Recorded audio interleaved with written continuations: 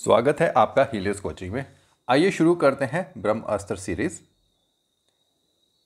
आज का हमारा पहला करंट अफेयर लेंगे इंटरनेशनल सोलर अलायंस। अभी रिसेंटली इंटरनेशनल सोलर अलायंस जो है उसका 5th रीजनल मीटिंग हुई है किगाली, रवांडा में। इस मीटिंग के दौरान जो हमारे यूनियन पावर और एनआरई मिनिस्टर है और साथ ही साथ जो इंटरनेशनल सोलर अलायंस के प्रेसिडेंट है, उन्होंने 9 सोलर डेमोन्स्ट्रेशन प्रोजेक्ट्स को ओके किया है युगांडा, कोमोरोस और माली में, जो कि अफ्रीकन नेशंस हैं। ये तो बात हुई कि रिसेंटली अभी क्या हुआ आईएसए में, लेकिन उससे भी ज़्यादा इंपॉर्टेंट हमारे ये समझना है कि इंटरनेशनल सोलर अलायंस आखिर है क्या। देखिए, इंटरनेशनल सोलर अलायंस क्या है? एक action oriented membership driven collaboration है, जिसका पर्पस ये होता है कि हम सोलर एनर्जी को यूज़ करके उसको यूज़ में लाएं और टेक्निकल डेवलपमेंट करके जितना ज़्यादा हो सके हम कार्बन कंटेंट को कम करें। क्योंकि इस पृथ्वी के ऊपर ऐसे बहुत से देश हैं जिनमें सोलर एनर्जी या कहें कि सनलाइट डायरेक्टली आती है और इतनी ज़्यादा होती है कि उसको हार्नेस कर लिया जाए तो हमें बहुत सारे उसके बेनिफिट्स मिल सकते हैं, स्पेशली इलेक्ट्रिसिटी जनरेशन के अंदर। जब बेसिक मोटिव वो यही है कि एनर्जी को एक्सेस किया जा सके, इंश्योर किया जा सके और साथ ही साथ उसको बदला जा सके और अदर फॉर्म्स में, जिससे कि जो भी हमारे मेंबर नेशंस हैं आईएसए के, उनको बेनिफिट हो सके। देखिए, सोलर एनर्जी का यूज़ एग्रीकल्चर में होता है, हेल्थ में होता है, ट्रांसपोर्टेशन में होता है, पावर जनरेशन में तो ही होता है। आईएसए यानी कि इंटरनेशनल सोलर अलायंस का जो विचार है वो भारत और फ्रांस इन दोनों ने शुरू किया था। इसकी जो सबसे पहली जो शुरुआती दौर पे जो चीज़ें, जो फ्रेमवर्क तैयार किया गया था, वो 21st कॉन्फ्रेंस ऑफ पार्टी, जिसको COP21 कहते हैं, United nation framework convention on climate change, जो पेरिस में हुई थी फ्रांस में 2015 में, वहां से इसकी नींव पड़ी है। इंटरनेशनल सोलर अलायंस का हेडक्वार्टर गुरुग्राम, हरियाणा, भारत में है और अभी जो इसके डायरेक्टर जनरल हैं वो है मिस्टर अजय माथुर। आगे बात करेंगे 65th मैग्सेसे अवार्ड्स की। सामने आप देख सकते हैं लिस्ट है हमारे पास 4 व्यक्तियों की जिनको रेमन मैग्सेसे अवार्ड 2023 मिला है। शुरुआत करते हैं कोरवी रक्षण से, जो कि बांग्लादेश से हैं। इन्हें अवार्ड मिला है अंडर प्रिविलेज चिल्ड्रन जो है बांग्लादेश में, उनको एजुकेशन सिस्टम के अंदर लाने के लिए। दूसरे हैं इजिनो लिमोस, ये टिमोर लेस्टे से हैं। इनका कंट्रीब्यूशन क्या है? जो टिमोर के व्यूज़ हैं, नेचर हैं और जो सराउंडिंग्स है उसको कंट्रीब्यूट किया है इन्होंने। उसके बाद आती हैं मरियम कोरोनल फेरर, ये फिलीपींस से हैं। इन्होंने क्या किया है? Transformative power of non violent strategies in peace building. जितनी भी आपकी पावर्स हैं, जो नॉन वायलेंट पावर्स हैं, उनको स्ट्रैटेजिकली यूज़ करके एक पीसफुल एटमोसफियर को बिल्टअप करना। अंत में आते हैं डॉक्टर रवि खन्ना आर, जो कि भारत से हैं। Strong devotion to his medical profession, focus on what medicine is truly for pro health and people centred treatment. तो मेडिकल क्षेत्र के अंदर जो है मिस्टर रवि ने प्रमोट किया है। अब मुख्य चीज़ पर आते हैं कि रेमन मैग्सेसे अवार्ड आखिर है क्या। देखिए, रेमन मैग्सेसे अवार्ड को एशिया का नोबेल प्राइज़ भी कहा जाता है। वो इसलिए कहा जाता है कि ये अवार्ड सिर्फ एशिया कंटिनेंट के अंदर काम कर रहे लोगों को ही दिया जाता है, उनके कंट्रीब्यूशन को ही दिया जाता है। ये किसी विदेशी को भी दिया जा सकता है, लेकिन उसमें कंडीशन ये है कि उसने एशिया कंटिनेंट के अंदर योगदान किया हो। रेमन मैग्सेसे अवार्ड्स को एस्टेब्लिश किया गया था 1957 में। किसकी याद में? Ramon del Corral Magsaysay.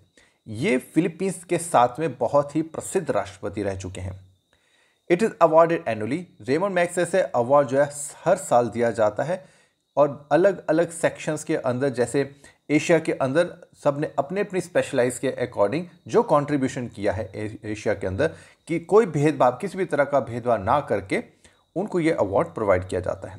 ये अवार्ड 6 कैटेगरीज में दिया जाता है: government service, public service, community leadership, journalism, literature and creative community leadership, community leadership, peace and international understanding और एमर्जेंट लीडरशिप के अंदर। इनमें से, इन कैटेगरीज में से जिन्होंने भी कंट्रीब्यूट किया है एशिया कॉन्टिनेंट के अंदर, उनके वर्क को इवैल्यूएट किया जाता है और उसके बाद उन्हें चुना जाता है। भारत में सबसे पहले, या कहें कि भारत के सबसे पहले नागरिक जिन्हें रेमन मैग्सेसे अवार्ड मिला था वो थे विनायक विनोबा भावे। उनको क्यों मिला था? क्योंकि वो नॉन वायलेंस को प्रमोट करते थे और ह्यूमन राइट्स की बात करते थे। तो 1958 में उनको कम्युनिटी लीडरशिप के बेसिस के ऊपर रेमन मैग्सेसे अवार्ड मिला था। आगे बात करेंगे राष्ट्रीय पोषण माह की। राष्ट्रीय पोषण माह, इसका उद्देश्य ये है कि भारत के अंदर जो माल न्यूट्रिशन घर कर गया है उसको मैनेज करके उसको लाइफ साइकिल से बाहर निकाला जा सके। इसका जो एम है वो ये है कि जो न्यूट्रिशन अंडरस्टैंडिंग है भारत के अंदर, ठीक है, उसको और ज़्यादा मजबूत किया जा सके। इसलिए इसका थीम रखा गया है सुपोषित भारत, साक्षर भारत और सशक्त भारत। सुपोषित भारत मीन अच्छे से नरिष्ट भारत, साक्षर भारत यानी कि पढ़ा लिखा भारत, पढ़ा लिखा होगा तभी वो इस चीज़ के लिए जागरूक होगा, और सशक्त भारत मीन जब आप पूरी तरह से आत्मनिर्भर होते हैं तो आप सशक्त बनते हैं। आत्मनिर्भर तभी बनेंगे जब आप स्वस्थ होंगे और पढ़े लिखे होंगे। हर साल सितंबर के माह को राष्ट्रीय पोषण माह के रूप में मनाया जाता है। राष्ट्रीय ये जो पोषण है, पोषण का जो मतलब है, जो फुल फॉर्म है, उसका मतलब है prime ministers overarching scheme for holistic nutrition, और इसकी शुरुआत 2018 में की गई थी। पोषण अभियान का जो मेन फोकस है वो यह है कि तो 6 साल से नीचे की उम्र के जो बच्चे हैं, गर्भवती महिलाएं हैं और माताएं जो बच्चों को दूध पिलाती हैं, उनकी न्यूट्रिशन को इम्प्रूव किया जाए जिससे उनकी हेल्थ को बढ़ावा मिल सके। तो ये पोषण अभियान का उद्देश्य है। आगे बात करेंगे गैबन की। देखिए, गैबन एक अफ्रीका का देश है। अब रिसेंटली वहाँ पर तख्ता पलट किया गया है सोल्जर्स के जो रेबेलियस ग्रुप था उनके द्वारा, ताकि वो वहाँ के राष्ट्रपति को उन्होंने हाउस अरेस्ट कर लिया और उसकी शक्तियों को ले लिया है। अब गैबन हमारे लिए ये न्यूज़ इंपॉर्टेंट नहीं है कि वहाँ कूप हुआ है, कूप को एग्जाम में आपको नहीं पूछेगा, लेकिन गैबन इंपॉर्टेंट हो जाता है। गैबन क्यों इंपॉर्टेंट हो जाता है? यहाँ पर आप देख सकते हैं, ये जो आपको रेड डॉट दिख रहा है और रेड डॉट जिसके ऊपर है ये इसके ठीक नीचे है गैबन देश। अब आपको ये लोकेशन देखनी है गैबन की कहाँ है। गैबन जो है आपको इस समुद्र में दिख रहा है और ये है अटलांटिक ओशन। ये कौन सी डायरेक्शन है? ये है वेस्टर्न साइड। तो अटलांटिक ओशन की तरफ ये गैबन पड़ता है। और ख़ास बात क्या है मैं आपको और बताता हूँ। ये रहा पूरा का पूरा गैबन, ये आप देख सकते हैं।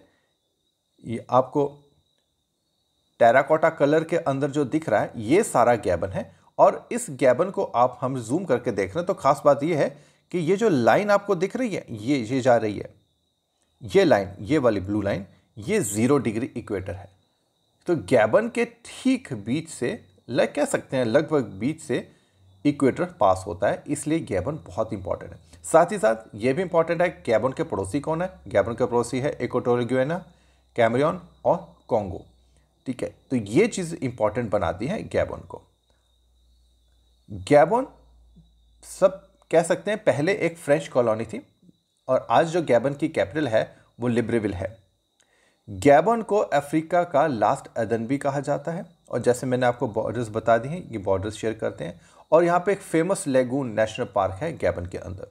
और जैसा कि मैंने आपको बता दिया है कि इक्वेटर पास होता है गैबन के ऊपर से। अगला हम करंट अफेयर लेते हैं, वो है आत्मनिर्भर भारत रोजगार योजना। नाम से ही क्लियर है कि भारत को आत्मनिर्भर बनाना है और उसके लिए रोजगार की ये कोई योजना है। देखिए, अभी हाल ही में क्या हुआ है कि आत्मनिर्भर भारत रोजगार योजना का जो टारगेट था उसको भारत सरकार ने अपनी एम से भी ज़्यादा, अपने एक जो पिलर था उससे भी ज़्यादा अचीव कर लिया, उस गोल को अचीव कर लिया है एम्प्लॉयमेंट जनरेशन के अंदर। आत्मनिर्भर भारत रोजगार योजना की शुरुआत नवंबर 2020 में की गई थी। इसलिए की गई थी ताकि कोविड के बाद एम्प्लॉयमेंट को बूस्ट किया जा सके फॉर्मल सेक्टर के अंदर। एक होता है इनफॉर्मल, एक होता है फॉर्मल। फॉर्मल सेक्टर होता है जो सिस्टमैटिक सेक्टर होता है, जहाँ पे आपको सिस्टमैटिकली सैलरी मिलती है, सैलरी स्लिप मिलती है, आपका यूनिफॉर्म भी होता है, आपकी टाइमिंग्स भी होती हैं और भी कई बेनिफिट्स होते हैं, ताकि नए एम्प्लॉयमेंट जनरेशन किया जा सके, क्योंकि ड्यूरिंग कोविड बहुत ज़्यादा लॉस हुआ था एम्प्लॉयमेंट का, और उस फेज को रिकवर करने के लिए। It provides subsidy for provident fund contribution for adding new employees to establishments registered with the Employees Provident Fund Organization. Quiz ले लेते हैं। Which of the following are the objectives of national nutrition mission? इनमें से कौन सा national nutrition mission का उद्देश्य है? To create awareness related to the malnutrition among pregnant women and lactating mothers, to reduce the incident of anaemia among young children, adolescents, girls and women, to promote the consumption of millets, coarse cereals and unpolished rice, and the fourth is to promote the consumption of poultry eggs. आपको सही जवाब इन codes में से choose करना है। आपको इसको study करके देखना है कि नेशनल न्यूट्रिशन मिशन के कौन से उद्देश्य ये फुलफिल कर रहा है, सही जवाब चूज करना है। मैं इसका आंसर बताता हूं, इसका आंसर है ए, 1 and 2 ओनली। अगला सवाल लेते हैं। Bhoramdeo wildlife sanctuary often mention in news is a part of, ये कौन सी स्टेट का पार्ट है? छत्तीसगढ़, केरला, उड़ीसा या Jharkhand? Bhoramdev wildlife sanctuary, सही जवाब है Chhattisgarh. Among the following who are eligible to benefit from the Mahatma Gandhi national rural employment guarantee act, इनमें से कौन से एलिजिबल बेनिफिशरीज हैं? A, adult members of only the scheduled caste and scheduled tribe household, adult members of BPL household, adult members of household of the backward communities या adult members of any household. Any household mean कोई भी हो, इससे कोई फर्क नहीं पड़ता कि आप किस कास्ट से या किस रिजर्वेशन से आते हैं या किस कम्युनिटी से आते हैं। तो आपको बताना है कि कौन से जो एलिजिबल बेनिफिशरीज हैं मनरेगा के लिए।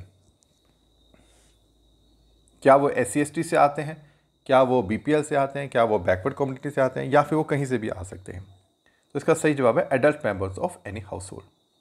हिलिस कोचिंग के साथ जुड़ने के लिए आपका बहुत बहुत धन्यवाद।